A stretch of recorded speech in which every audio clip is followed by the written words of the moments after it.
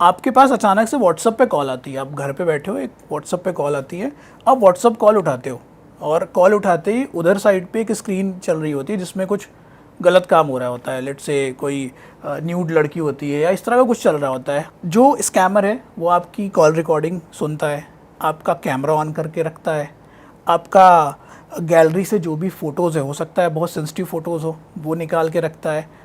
अब मैं यहाँ से एक स्क्रिप्ट रन करूँगा और ये पासकोड ब्रूट फोर्स करेगा। जैसे ही अनलॉक हो जाएगा मुझे बता सकते हो। अरे भाई हो गया। तो दोस्तों स्वागत है आपका एक और मजेदार एपिसोड में। आज होंगी बहुत सारी इंटरेस्टिंग बातें हैकिंग के बारे में, साइबर क्राइम के बारे में, डार्क वेब के बारे में। बहुत सारे हैकिंग डिवाइसेस हम देखेंगे और इसी मुद्दे पे बात करने के लिए आज हमारे साथ है ऋषभ पांडे भाई। मैं चाहता हूँ भाई आप अपना इंट्रोडक्शन थोड़ा खुद दो, थोड़ी हैकिंग में आप कैसे घुसे, क्या क्या आपने करा है, थोड़ा बताओ यार। Thank you Shubham, thank you for having me here. So मैंने हैकिंग की शुरुआत लगभग 10 साल पहले करी है। शुरू में मैंने ब्लैक हैट हैकिंग करना स्टार्ट किया, जिसमें कई सारी कंट्रीज़ को हैक करना स्टार्ट किया जस्ट फॉर लर्निंग पर्पस। उसके बाद मैंने कॉर्पोरेट जॉब स्टार्ट करी और साथ में कई सारे गवर्नमेंट एजेंसी, सीक्रेट सर्विसेज के लिए इंस्टीट्यूशन में काम किया और ट्रेनिंग्स वगैरह दी साइबर सिक्योरिटी रिलेटेड। करेंटली मैं web application security, IoT security, API security, network security और बहुत सारे डिफरेंट साइबर सिक्योरिटी वर्टिकल्स पे काम कर रहा हूँ। भाई आप कह रहे हैं कि आपने लर्निंग पर्पस के लिए कंट्रीज़ को हैक किया, वो क्या होता है, वो कैसे किया आपने?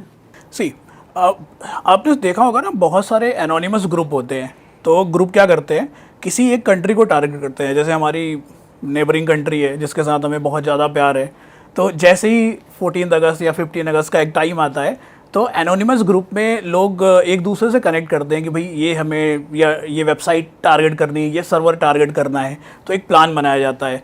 प्लान ऐसा होता है कि एक लिस्ट आती है कि इन सारी वेबसाइट्स को, इन सारे गवर्नमेंट वेबसाइट की एक लिस्ट दे दिया जाता है। तो हैकर अपनी स्ट्रैटेजी बनाते हैं, डार्क वेब पे एक चैट रूम क्रिएट करते हैं। वहाँ चैट रूम में सारे हैकर्स बैठ के एक स्ट्रैटेजी बनाते हैं कि अच्छा इस तरह का सर्वर है, उसके बारे में जानकारी ले लेंगे, इसको डाउन करने में कितनी बैंडविड्थ लगेगी, या इसको डाउन करने में और क्या एक्सप्लॉइट यूज़ हो सकता है, ये वेब एप्लीकेशन कैसे ब्रेक हो सकती है। तो वो सारी स्ट्रैटेजी बना के एक लिस्ट डाल देंगे वहाँ पे कि यार ऐसे ऐसे ऐसे ऐसे हम लोग इसको हैक कर सकते हैं। तो लेट्स से 1000 वेबसाइट्स आ गई वहाँ पे और उसमें से 100 वेबसाइट्स को एक ग्रुप में बांट दिया गया कि ये ए ग्रुप, ए एनोनिमस ग्रुप ऐसा काम करेगा, बी एनोनिमस ग्रुप ऐसा काम करेगा, सी एनोनिमस ग्रुप ऐसा काम करेगा, और साथ में उसके एक्सप्लॉइट भी दे दिए गए।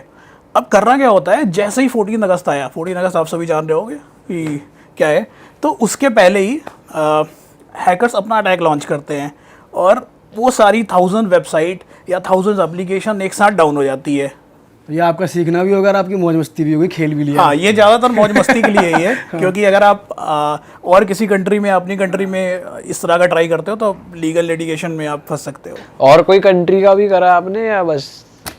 कई सारी कंट्रीज़ के लिए किया है, बट जैसा हमारे पड़ोसी के साथ रिश्ते हैं तो आई बिलीव। तो बस उनकी वर्किंग डाउन करते हैं या फिर वहाँ टाइटल वाइटल चेंज कर देते हैं और वो सब? मैं डिटेल में बताता हूँ। बहुत सारी चीज़ें हम करते हैं। देखिए, हैकिंग में कई सारे फेजेस होते हैं। सबसे पहला फेज़ होता है इन्फॉर्मेशन गैदरिंग का।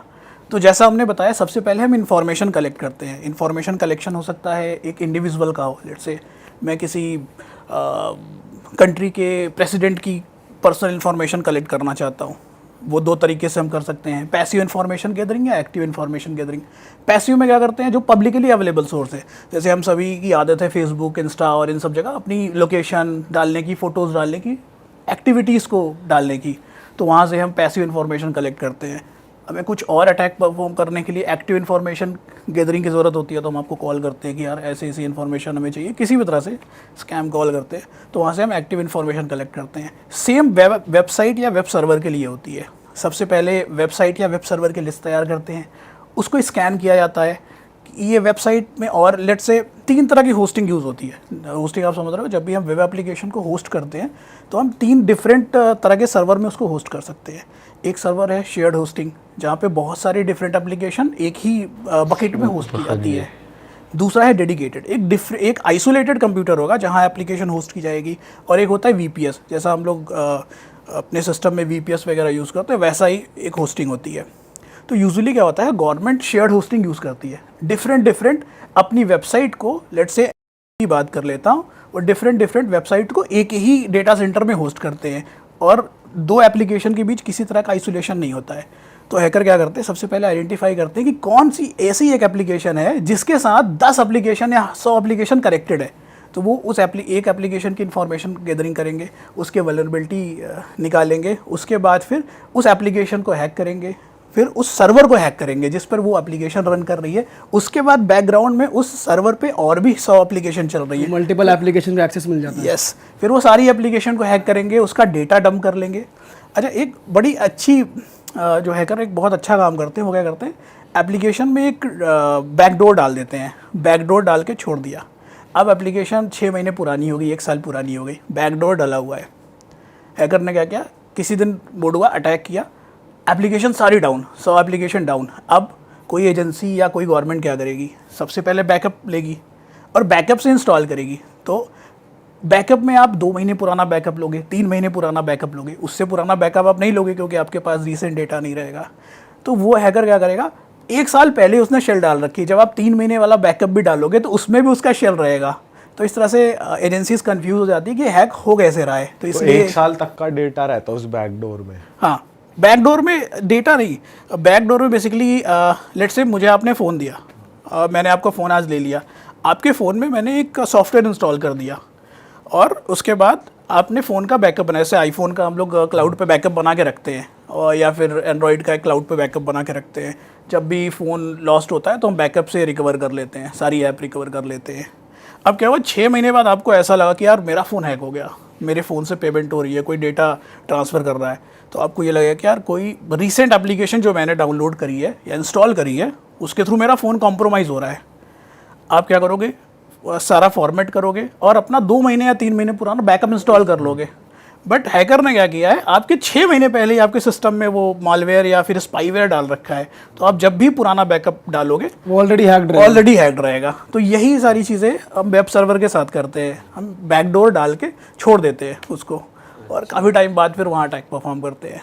और क्या क्या चीज़ें करी है भाई आपने अपने स्टार्टिंग डेज में, थोड़ा बताओ। स्टार्टिंग डेज में जैसा कि मैंने बताया शेयर्ड होस्टिंग वाला, तो एक बहुत बैड प्रैक्टिस है। जैसे कॉलेजेस होते हैं तो वो क्या करते हैं, किसी एक डेवलपर या किसी एक एजेंसी को पकड़ लिया और उनको बोला कि भैया आप मेरा वेबसाइट बना दो, सर्वर बना दो, ये अटेंडेंस सिस्टम बना दो, इस तरह की चीज़ें आप बना दो।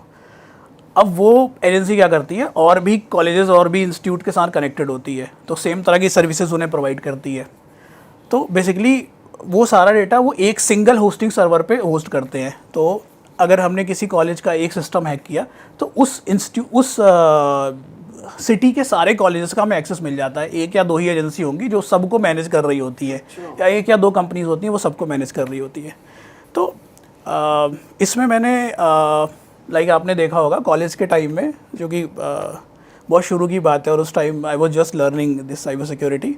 तो एक कॉलेज में एक अटेंडेंस सिस्टम रहता था जहां आपको बायोमेट्रिक अटेंडेंस लगानी होती थी। आप जाओगे डिवाइस पे अपना बायोमेट्रिक अटेंडेंस लगाओगे और आपके सिस्टम में सॉफ्टवेयर में दिख जाएगा कि यार ये बंदा आया था, ये बंदा कॉलेज आज आया था।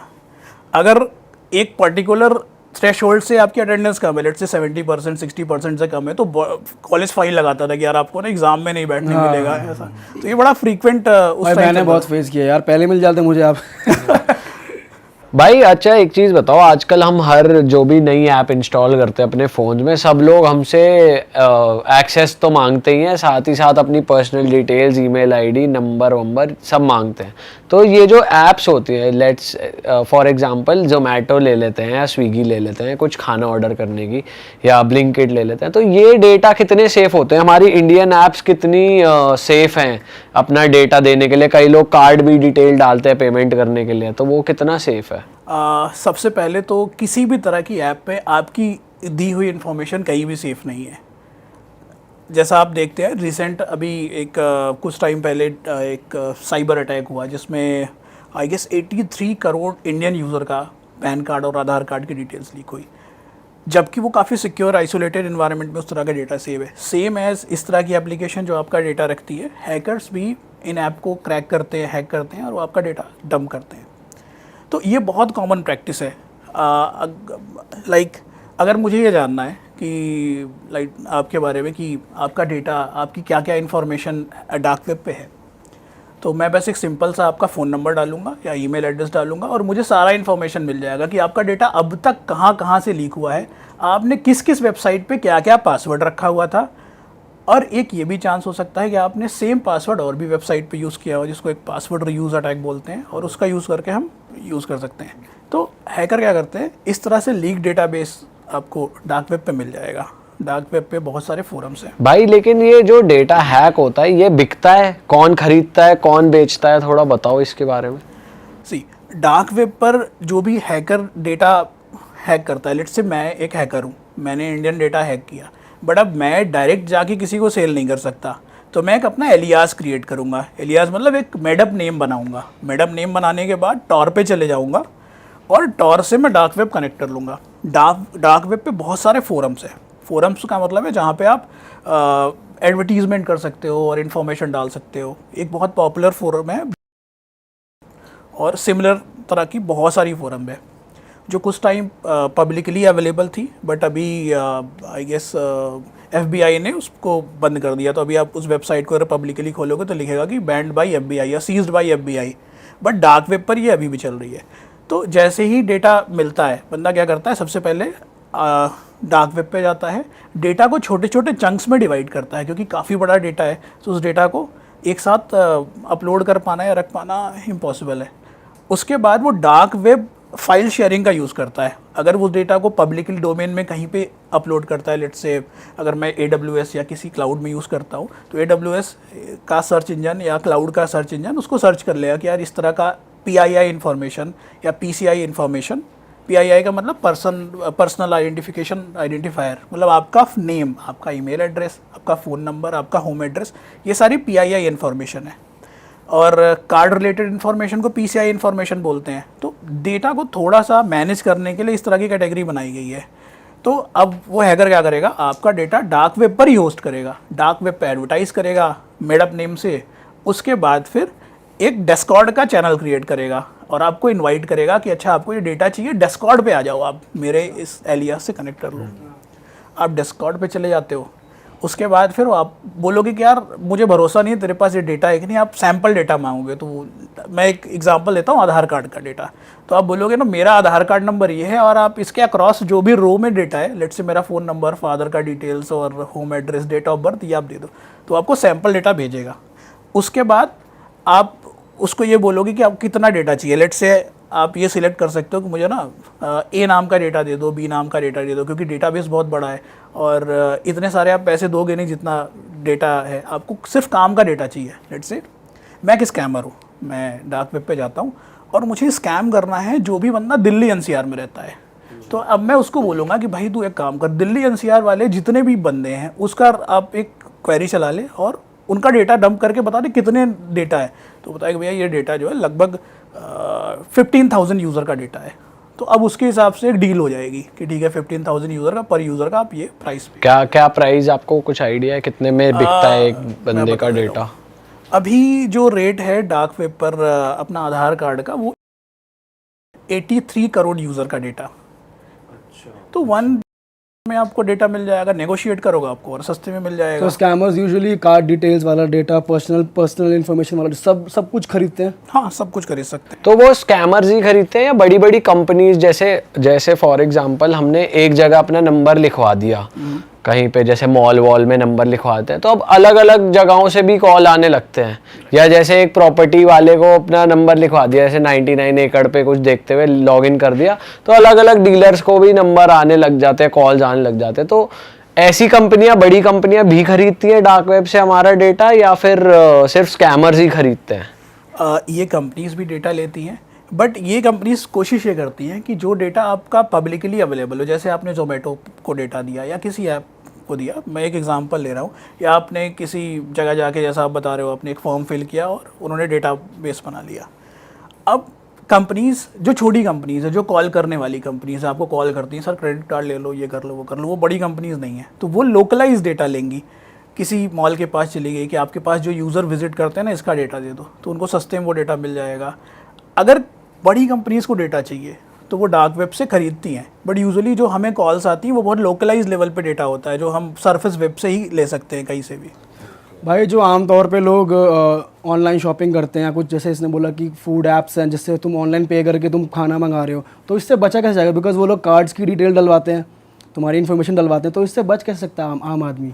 सी जब भी आप इन्फॉर्मेशन सेव करते हो तो दो जगह इन्फॉर्मेशन सेव हो सकती है। एक पॉसिबिलिटी ये है कि ऐप खुद इन्फॉर्मेशन सेव कर रही है। अगर ऐप इन्फॉर्मेशन सेव कर रही है, आपकी कार्ड की डिटेल सेव कर रही है, तो आपको कंसेंट पेज दिखेगा कि भैया आप एक कंसेंट दो ताकि हम आपका क्रेडिट कार्ड डिटेल सेव करें। जब आप नेक्स्ट पेमेंट करोगे तो आपको बस CVV देनी है, तो वो क्या करेंगे, आपकी डिटेल सेव कर लेंगे। जब आप कोई पेमेंट परफॉर्म करोगे तो वो डिटेल जो पेमेंट सप्लायर है NCPI को फॉरवर्ड करेंगे और आपसे CVV ले लेंगे और आपका पेमेंट हो जाएगा। अगर आपको इस तरह का डेटा नहीं देना है तो आप सबसे पहले उनका कंसेंट पेज देख लो और आप कोशिश करोगे QR से पेमेंट कर दो बिना अपना क्रेडिट कार्ड सेव किए। क्योंकि क्रेडिट कार्ड के साथ एक बड़ा कंसर्न ये है कि इंडिया में क्रेडिट कार्ड से पेमेंट करने पर या डेबिट कार्ड से पेमेंट करने पर हमें OTP आती है, बट अगर हम फॉरेन कंट्री से यूज़ करते हैं तो OTP की ज़रूरत नहीं है। सही बात ये चैलेंज है।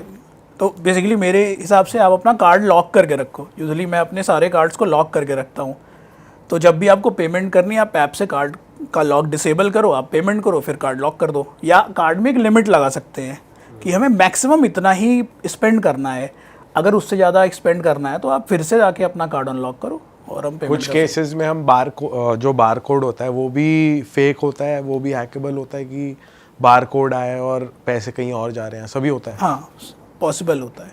देखो बार कोड क्या होता है, जब भी हम किसी बार कोड को स्कैन करते हैं तो हमारी एप्लीकेशन उस बार कोड, मतलब जब भी हम बार कोड स्कैन करते हैं, ये एप्लीकेशन, फ़ोन की एप्लीकेशन उसको ब्राउज़र पे भेजती है रिजॉल्व करने के लिए। तो कई बार वो बार कोड एक वेबसाइट पर ले जाता है, हाँ। और वेबसाइट से कोई डेटा डाउनलोड करता है और वहाँ पे कोई स्क्रिप्ट होती है, वो स्क्रिप्ट फ़ोन में डाउनलोड होती है और एग्जीक्यूट होती है। और जो भी एग्जीक्यूशन में जिस भी तरह का लेट्स से जो भी ऑपरेशन होगा वो ऑपरेशन परफॉर्म करेगी। हो सकता है वो पेमेंट भी कर दे, हो सकता है वो कोई और फाइल डाउनलोड कर ले। अगर सिर्फ पेमेंट कराए तो बहुत सिंपल, बहुत छोटी चीज़ है, आप बच गए हो। हैकर क्या करते हैं, आप बारकोड स्कैन करोगे, वो बारकोड ब्राउज़र पर जाएगा, ब्राउज़र एक रिक्वेस्ट सेंड करेगा एक सर्वर पे, वहाँ से एक ऐप आपके फ़ोन में डाउनलोड होगी और इंस्टॉल हो जाएगी। अब उसके बाद वो आपका कैमरा रिकॉर्ड कर सकते हैं, आपका वॉइस रिकॉर्ड कर सकते हैं, बहुत सारी चीज़ें। मतलब फुल एक्सेस मिल गया उनको। हाँ बिल्कुल, बारकोड से फुल एक्सेस। तो जब भी आप स्कैन करते हो ना बारकोड, आप देख सकते हो कि ये जो भी चीज़ें कर रहा है, ब्राउज़र कर रहा है, वो क्या कर रहा है। और जैसे भी iCloud की भी बात हो रही थी, तो iCloud जैसे मानते ही बहुत ज़्यादा सेफ रहता है उस पर डेटा, वो भी हैकेबल है? अभी तक ऐसा केस तो नहीं मिला है कि iCloud से डेटा लीक हुआ है। अच्छा, iCloud काफ़ी सिक्योर है, AWS और बाकी जगह से डेटा लीक हो सकता है। और क्या क्या स्कैम्स चल रहे हैं मार्केट में आजकल, किस किस तरीके के चल रहे हैं इंटरनेशनली, और यहाँ पर कैसे हैकिंग, कुछ स्टोरीज अगर आपके पास हैं जो रिसेंट केसेस हुए हो? एक बहुत रीसेंट स्कैम जो मैंने कुछ दिनों में सुना है, मेरे पास एक कॉल आती है किसी रिलेटिव की, तो उन्होंने कुछ पैसे ट्रांसफ़र किए थे। तो स्कैम की स्टोरी बताता हूँ। होता क्या है कि जैसे आप और हम कहीं घूमने जाते हैं, तो घूमने जाते हैं, हमारी आदत है घूमने जाने के पहले हम स्टोरी लगा देते हैं कि हम कश्मीर जा रहे हैं या हम किसी अदर कंट्री में जा रहे हैं।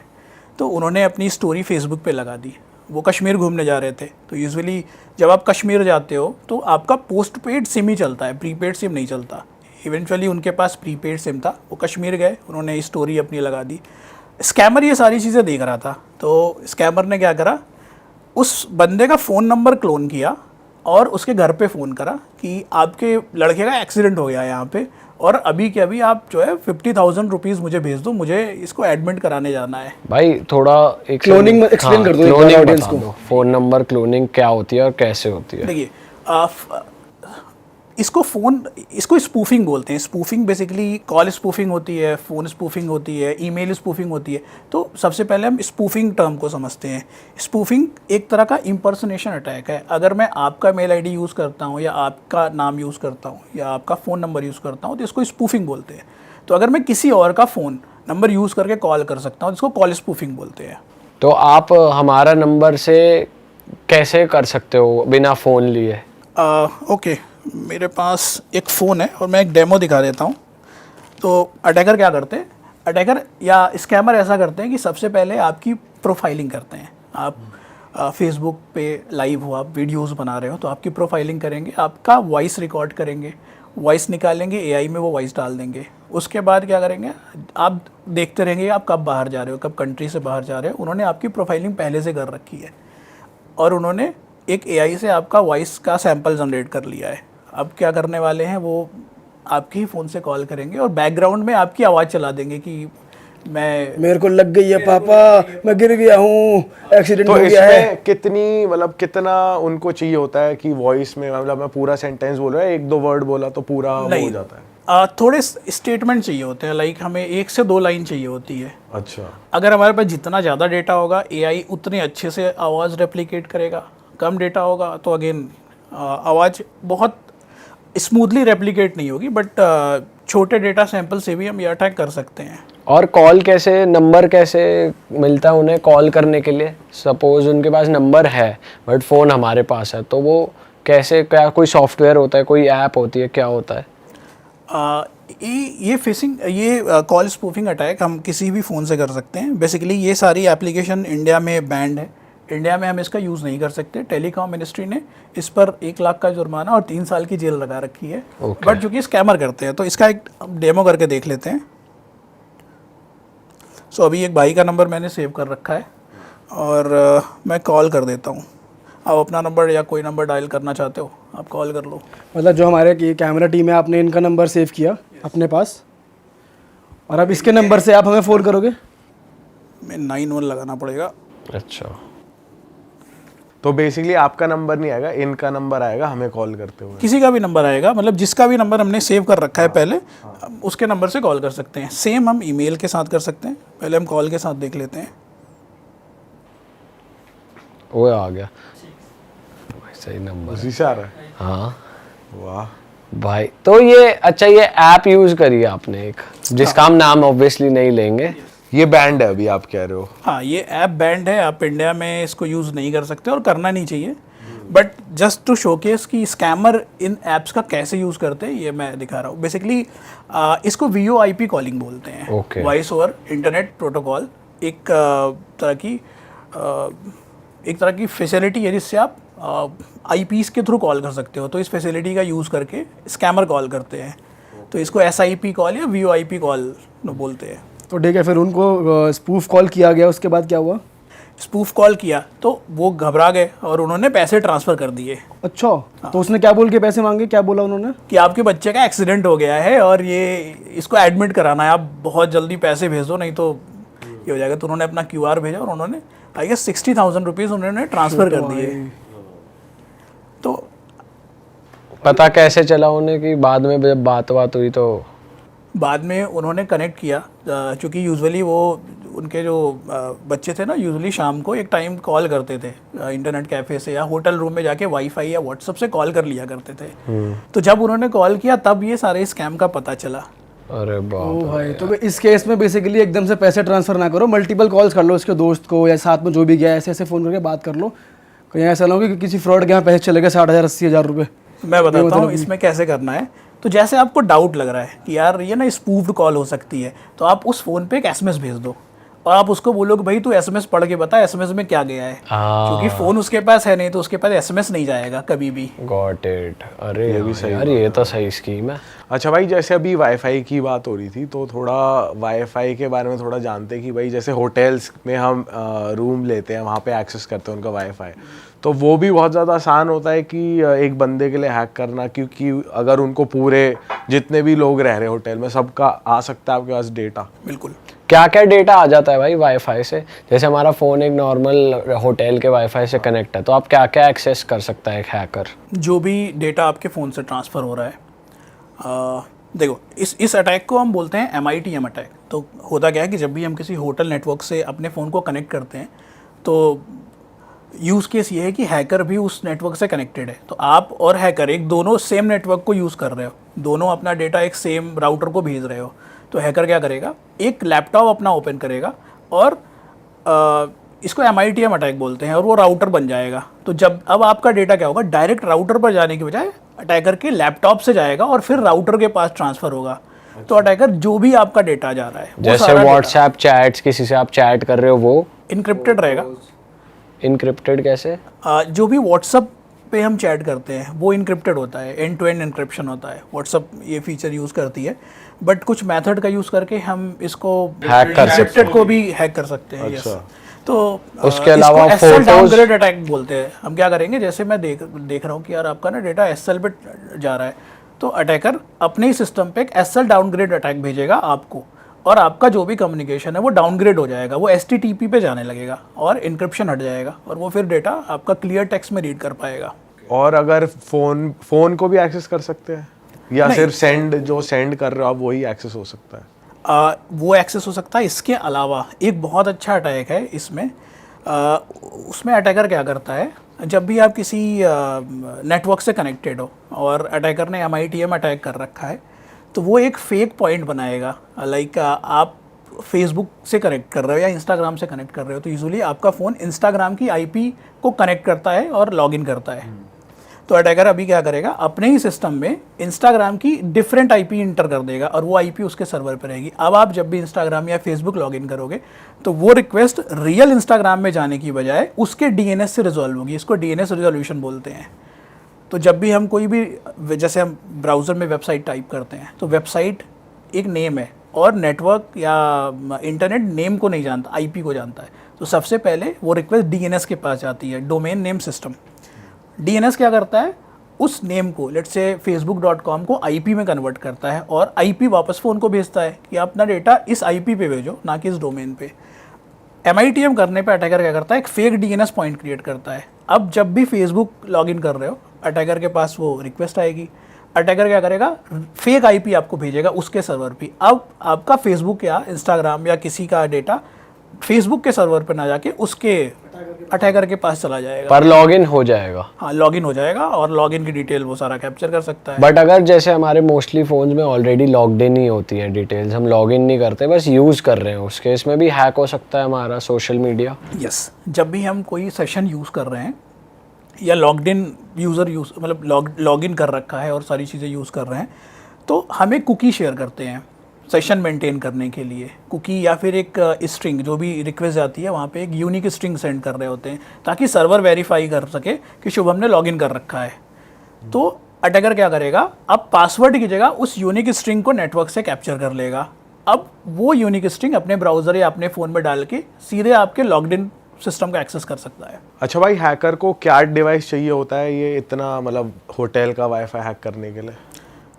बहुत सिंपल डिवाइस, सिर्फ एक लैपटॉप से हैकर वो होटल का वाईफाई हैक कर सकता है, MITM अटैक कर सकता है। अच्छा। अगर वो और बड़े रेंज में करना चाहता है, लेट्स से मैं होटल के अंदर नहीं जाना चाहता, मैं होटल से 500 मीटर दूर बैठ के अटैक करना चाहता हूँ, तो वहाँ पे हम कुछ एक्स्ट्रा एंटीनाज या फिर वाईफाई रिपीटर्स का यूज़ करेंगे। वो रिपीटर क्या करेगा, आपके होटल के पास एक वाईफाई का रिपीटर लगा के छोड़ देगा या कार में रख देगा।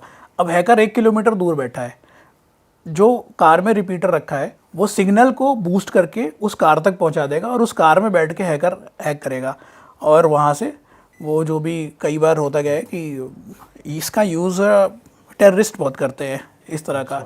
अगर उन्हें कोई ईमेल भेजनी है तो वो ईमेल अपने सिस्टम या किसी नेटवर्क से नहीं भेज सकते, वो वाईफाई के पास नहीं जा सकते, क्योंकि अगर वाईफाई के पास जाके हैक करते हैं तो वहाँ पे वो कैमरे में या सर्विलांस में आ सकते हैं।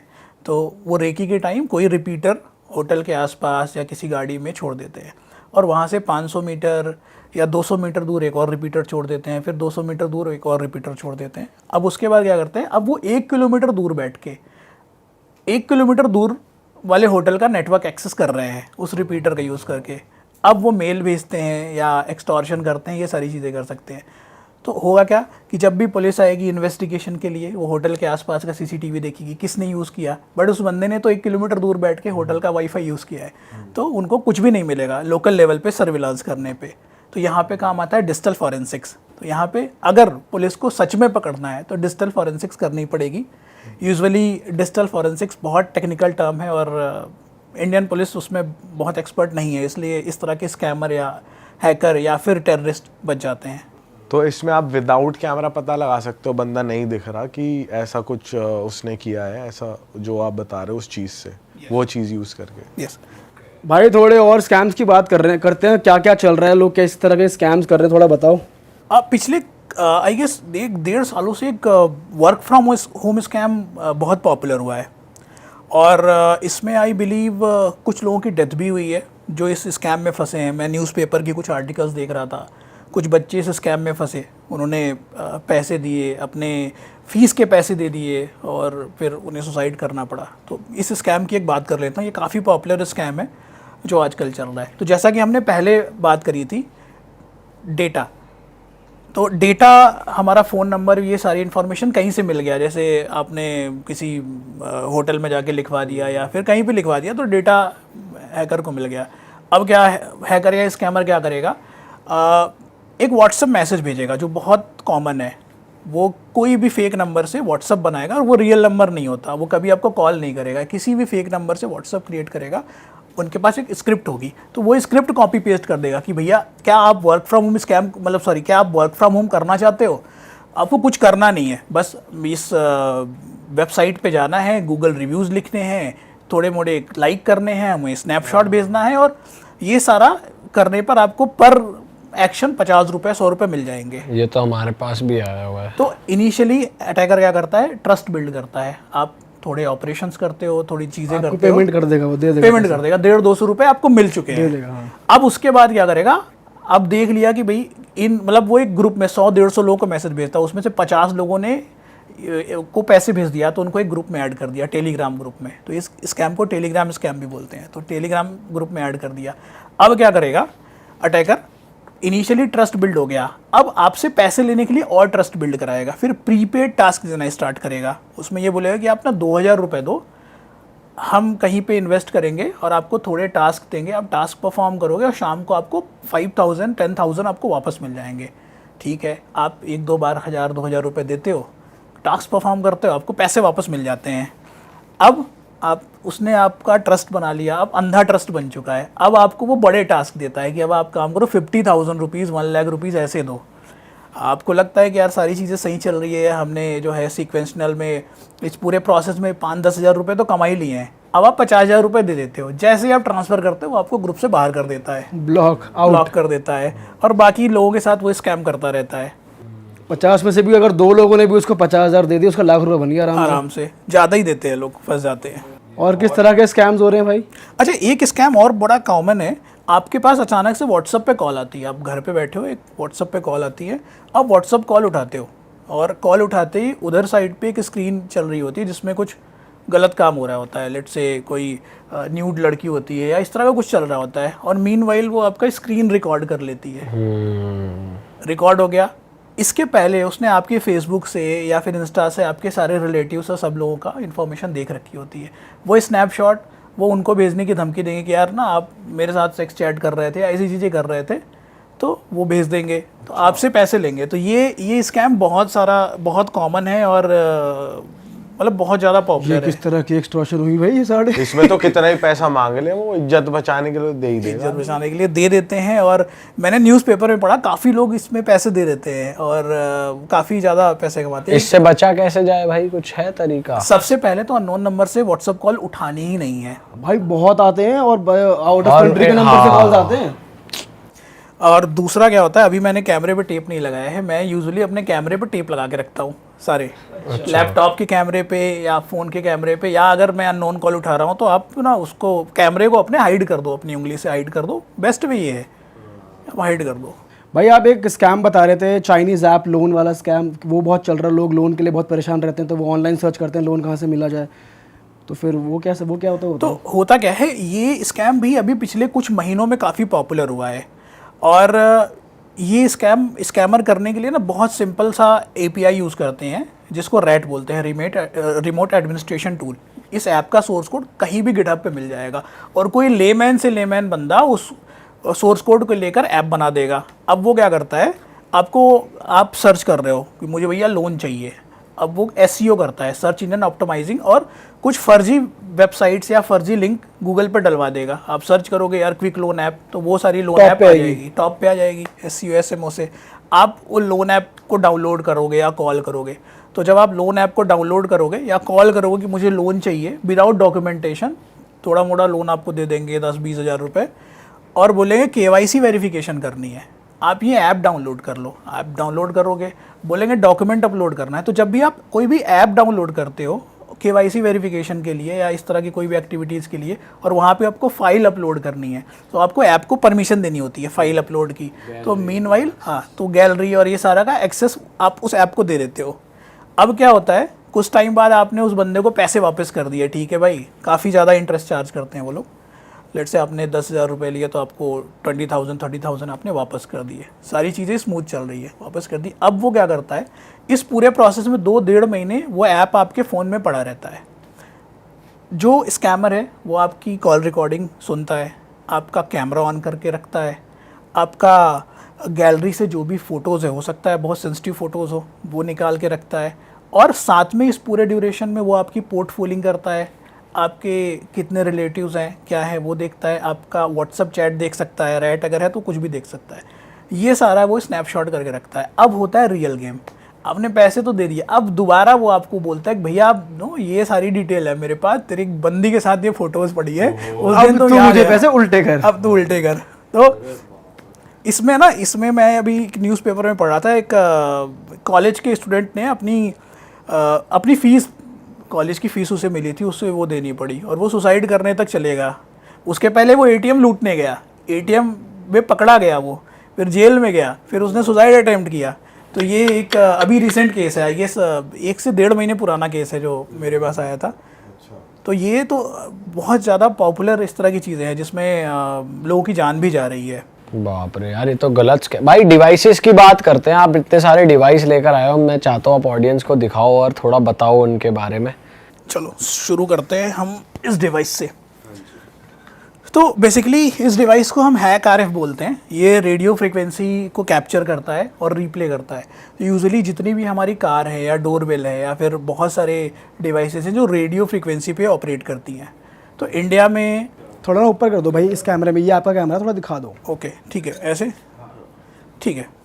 तो इस डिवाइस को हैक RF बोलते हैं। ये रेडियो फ्रिक्वेंसी को कैप्चर करता है और उसको रिप्ले कर सकता है। तो जैसे हमारी कार है, हमारी कार भी एक रेडियो फ्रिक्वेंसी इमिट करती है।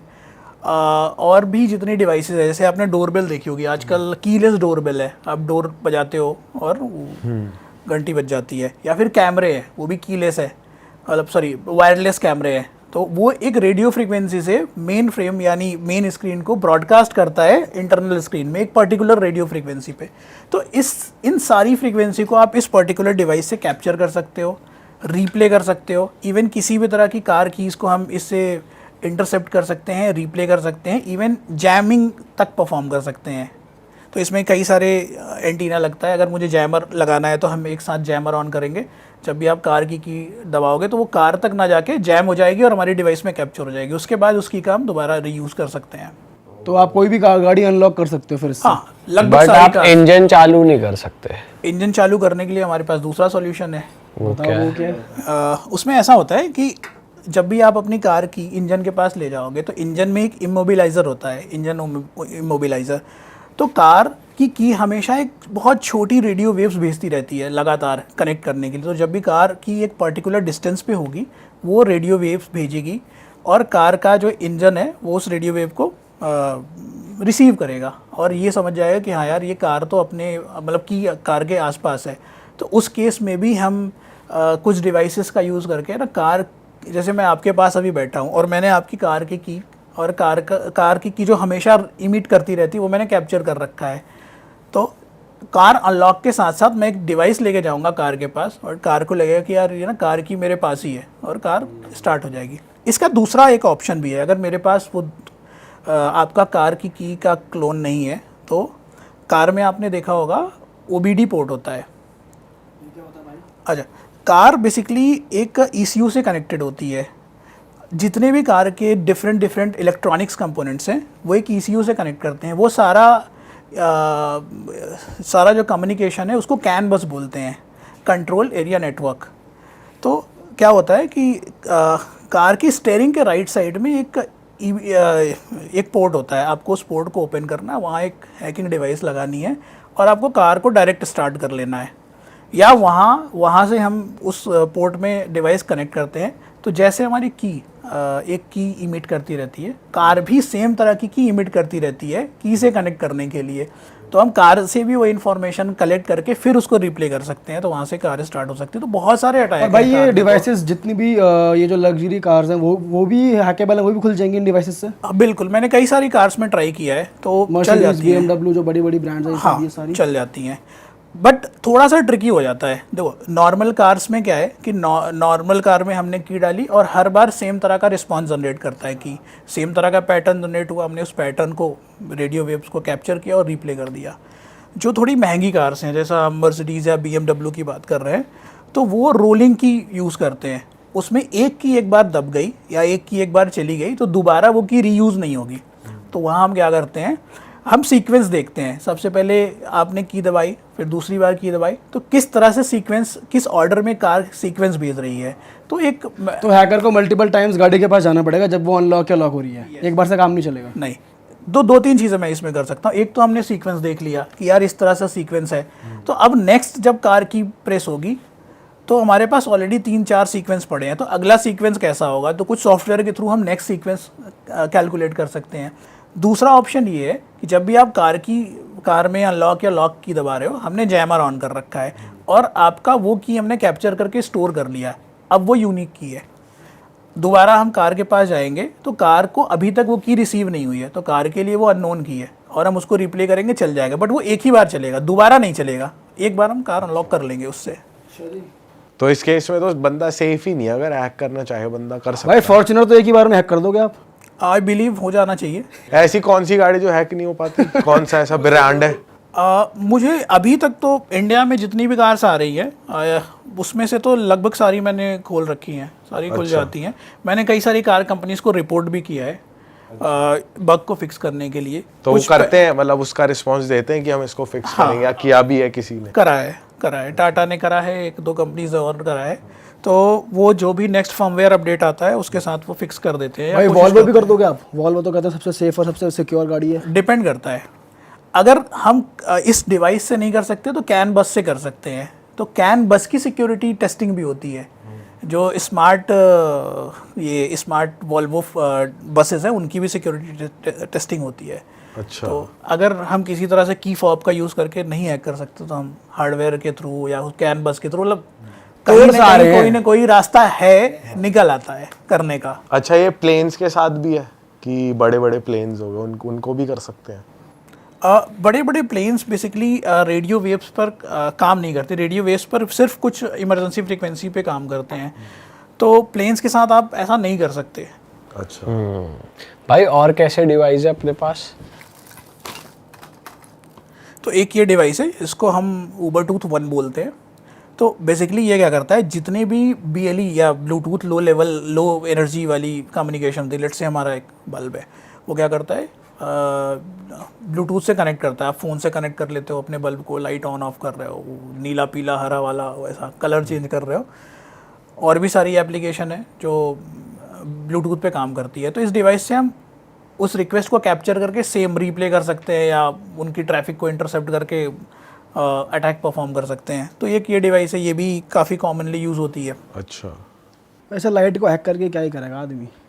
कई जगह यूज़ होती है, लाइक एसी वेसी भी हो जाते हैं जो ब्लूटूथ से कनेक्ट होते हैं आजकल। हाँ बिल्कुल हो सकता है। इसी तो मैं अभी आपका बंद कर सकता हूँ। अच्छा, अभी बंद कर दोगे? ये तो ब्लूटूथ वाला है ही नहीं। कोई बात नहीं, इसके लिए है मेरे पास एक और डिवाइस। अच्छा जी। आप घर के बाहर खड़े हो और अंदर लोग बैठे तो भी बंद हो जाएगा इसी इतनी दूर से? नहीं, इतनी दूर नहीं, क्योंकि रेंज है, क्योंकि ये सारा बंदे गर्मी में मार मिनिमम रसोई तक तो आना पड़ेगा भाई को। अगर इंटरनेट इनेबल्ड है तो कर सकते हैं। भाई यहाँ से बैठ के किसी और कंट्री में कोई एक हार्डवेयर डिवाइस चल रही है उसको बंद कर सकता हूँ। तो बेसिकली इस तरह के काम हम करते हैं। और हार्डवेयर डिवाइसेस की सिक्योरिटी ज़्यादा इंपॉर्टेंट है, क्योंकि अगर वो फेल हो गए, लेट्स से आप कोई कार चला रहे हो या कोई जैसे वॉल्वो बस चला रहे हो और किसी ने रिमोटली उस बस का ब्रेक फेल कर दिया, जैसे कि हम कैन बस के साथ वो कर एक केस आया कुछ टाइम पहले, उसमें अटैकर ने क्या किया, कार की रिक्वेस्ट को कैप्चर करा और उसने कार का ब्रेक फेल कर दिया। ऐसा भी हो जाता है कि कोई कमांड दी और ब्रेक फेल हो जाता अच्छा है। फिर उसके बाद कंपनीज ने उस पर काम किया, उस चीज़ को, उस बग को फिक्स किया। ये काफ़ी पॉपुलर है, अगर आप यूट्यूब पे सर्च करोगे ना ये वीडियो मिल जाएगा। मैं उस कार कंपनी का नाम नहीं लूँगा, बट काफ़ी पॉपुलर ये अटैक है। तो एक एक्सप्लॉइट था जिससे वो अटैकर ये एक्सप्लॉइट कर सका, इस तरह का काम कर सका। तो जब भी हम किसी बड़ी डिवाइसेस की बात करते हैं तो वहाँ सिक्योरिटी बहुत इंपॉर्टेंट हो जाती है, क्योंकि अगर उन बड़ी डिवाइसेस में किसी भी तरह का फॉल्ट आता है या बसेस में फॉल्ट आता है, या लेट्स से हम एटॉमिक रिएक्टर्स की बात कर रहे हैं, स्काडा नेटवर्क की बात कर रहे हैं, इंडस्ट्रियल लेवल की बात कर रहे हैं, वहाँ अटैक होता है तो बहुत बड़ा लॉस हो सकता है। इस पर मेरे साथ एक स्टोरी है, मैं शेयर करना चाहूँगा।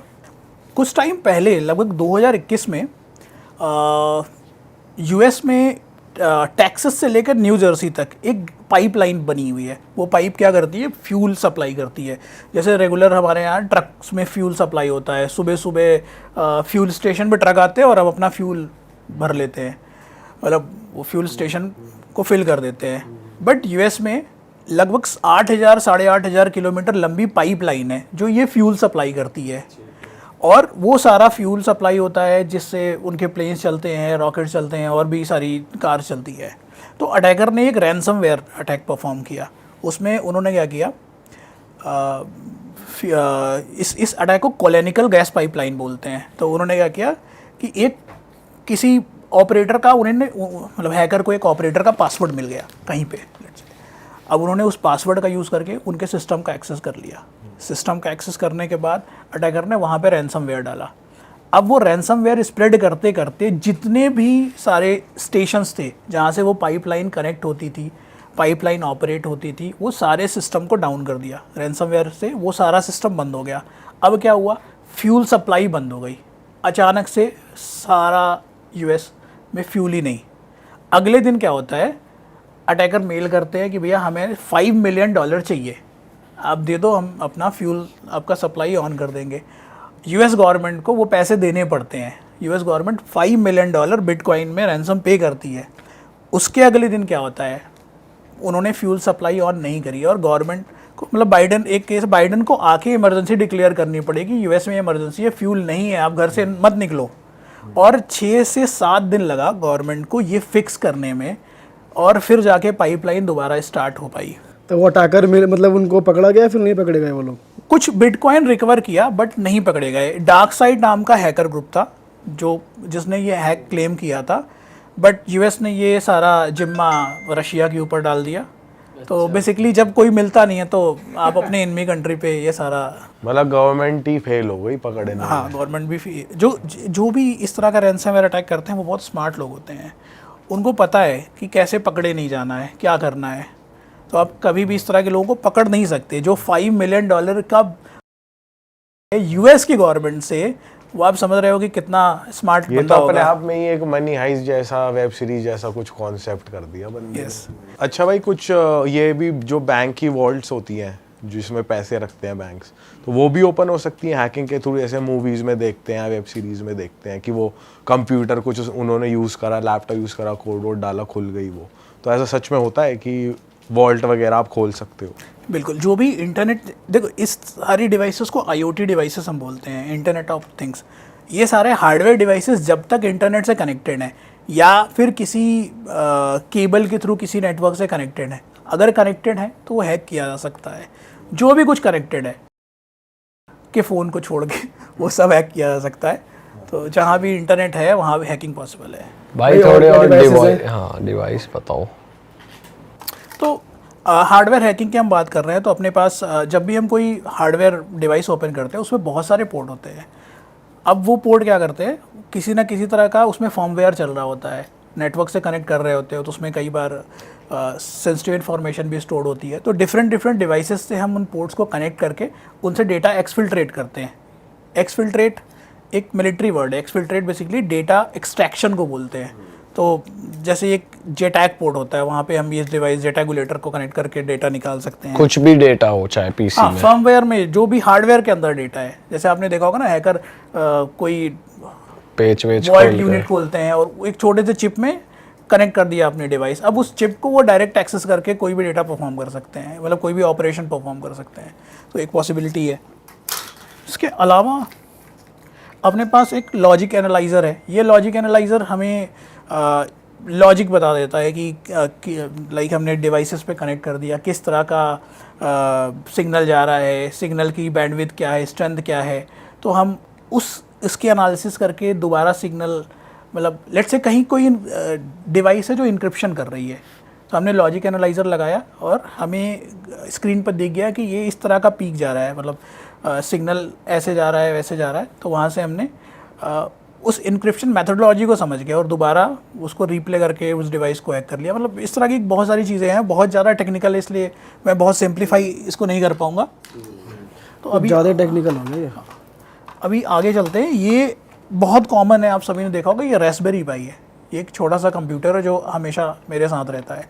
तो जब भी मैं लैपटॉप कैरी नहीं कर सकता, मैं इसको कैरी करता हूँ। तो जैसा आपने पूछा वॉल्ट वगैरह को कैसे हैक करते होंगे हैकर, या फिर क्या करते होंगे, तो वो इस तरह के कंप्यूटर या इस तरह के छोटे डिवाइसेस को यूज़ करते हैं। यहाँ से आप किसी भी डिवाइस को कनेक्ट कर सकते हो, दूसरे साइड आप किसी भी मॉनिटर को कनेक्ट करके कंप्यूटर बना सकते हो। और मतलब कोई भी टीवी है जिसके अंदर HDMI केबल है, इसमें कनेक्ट करो तो आपका जो टीवी है वो कंप्यूटर बन जाता है। बिल्कुल।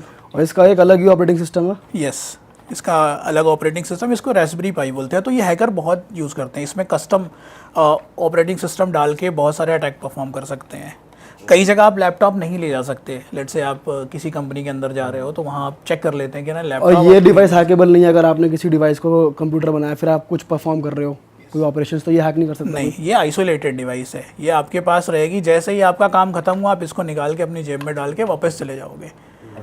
इसका कोई ट्रैक भी नहीं होगा, क्योंकि ये कोई लैपटॉप नहीं है। आप कंपनी का नेटवर्क यूज़ करोगे, जहाँ भी आप जा रहे हो उसका इंटरनेट यूज़ करोगे, और ये डिवाइस आप तोड़ के फेंक भी सकते हो अटैक परफॉर्म करने के बाद, या जो भी आप काम कर रहे हो। ये भी वाईफाई से चलता है? हाँ, ये भी वाईफाई से ये कनेक्ट। आसानी से अवेलेबल है, ये लीगल है वैसे इंडिया में? हाँ, ये टेस्टिंग पर्पज़ के लिए लीगल है। ये डिवाइसेस आप मंगा सकते हो, बट आई बिलीव कि हमें बाहर से इंपोर्ट कराना पड़ेगा, बट इंडिया में ये लीगल है।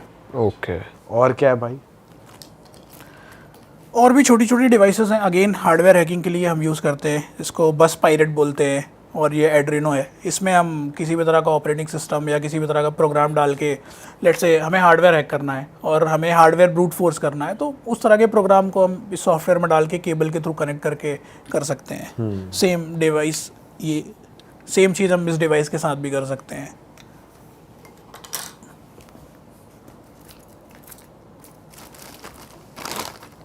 इस पे बात कर लें क्या? हाँ, ये नहीं। निकाल लो ना, अब ब्रह्मास्त्र निकालना है। ब्रह्मास्त्र निकाल दो। चलो, तो अभी आपने जितनी सारी डिवाइसेस देखी, इतना सारा डिवाइस देखा और काफ़ी सारे डिवाइसेस मेरे बैग में है, वो सारा काम ये छोटी सी डिवाइस कर सकता है।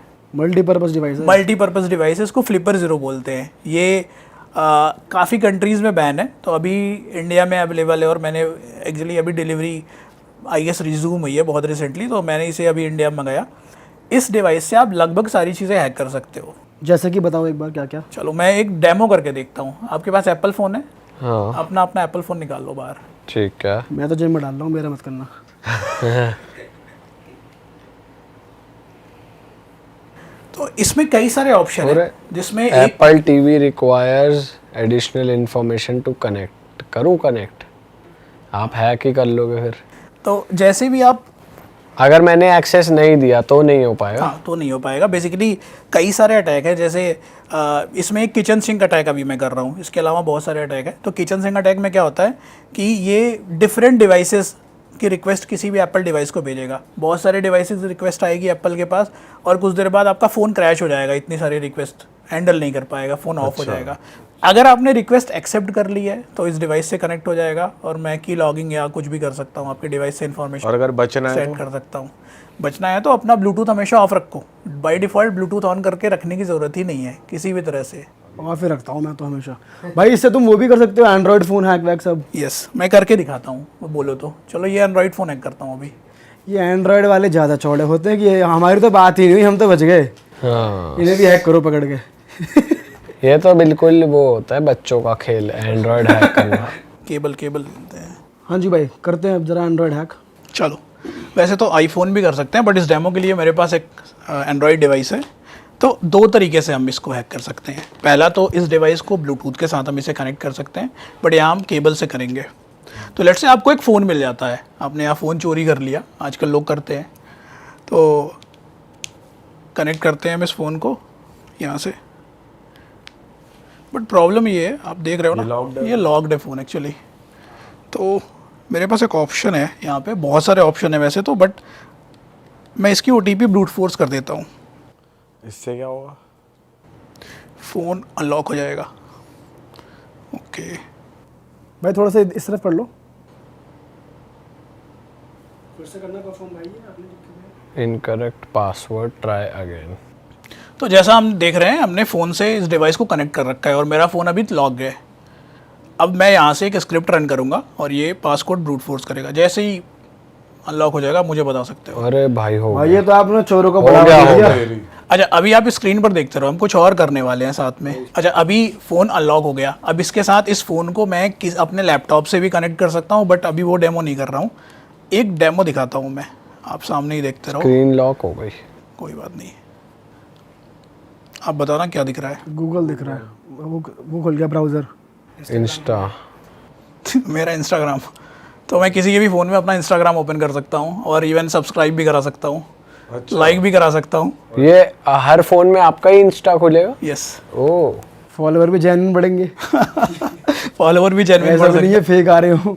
ये तो भाई यार ये तो बढ़िया चीज है। ये डिवाइस कितने का मिलता है वैसे? हैं। ये इंडिया में इंपोर्ट करने पे थोड़ा महंगा पड़ेगा, बट आई बिलीव 20-25,000 के अराउंड पड़ जाएगा। अरे यार ये तो बहुत खतरनाक और डिवाइस है अगर वैसे। आप वायर यूज नहीं कर रहे, सिर्फ ब्लूटूथ है, तो कितने डिस्टेंस पे कर लेगा ये? जो भी ब्लूटूथ की रेंज है, लगभग ब्लूटूथ की रेंज 30 मीटर्स तक होती है, तो आई गेस दूसरे कमरे से मैं कर सकता हूँ। वाह यार, भाई मज़ा आ गया आपके साथ बैठ के। आपने जो हमें चीज़ें बताई हैं भाई, हमको थोड़ा सतर्क रहना पड़ेगा। और हमारी जनता से भी मैं बोलूँ भाई, थोड़ा अलर्ट रहो। किसी भी रैंडम कॉल्स को आंसर मत करो, जो फेक नंबर से कॉल्स आ रही है मत उठाओ, अवॉइड करो। और भाई मैं ऑडियंस से बोलूँ, ये पॉडकास्ट अपने तक ना रखें, इसको शेयर करें, फ्रेंड्स और फैमिली तक पहुंचा दें। और अगर आपको मज़ा आया तो लाइक और सब्सक्राइब भी ज़रूर कर दें, और भाई को फॉलो कर लें। भाई का इंस्टाग्राम नीचे मेंशन है डिस्क्रिप्शन में। और दैट इज इट। भाई आप आम लोग की वैसे हेल्प करते हो अगर कोई आपको रीच आउट करता है तो? बिल्कुल बिल्कुल। तो मेरा गोल ये है कि मैं लोगों की साइबर सिक्योरिटी, जो कि मैं एक साइबर सिक्योरिटी एक्सपर्ट हूँ, तो लोगों की हेल्प कर सकूँ इन साइबर फ्रॉड या साइबर अटैक से बचने के लिए। ऑसम भाई। और मिलते हैं हम नए पॉडकास्ट में। Till then bye bye, take care दोस्तों। आप थोड़ा ध्यान से रहो, है ना? ठीक है जी, बाय बाय।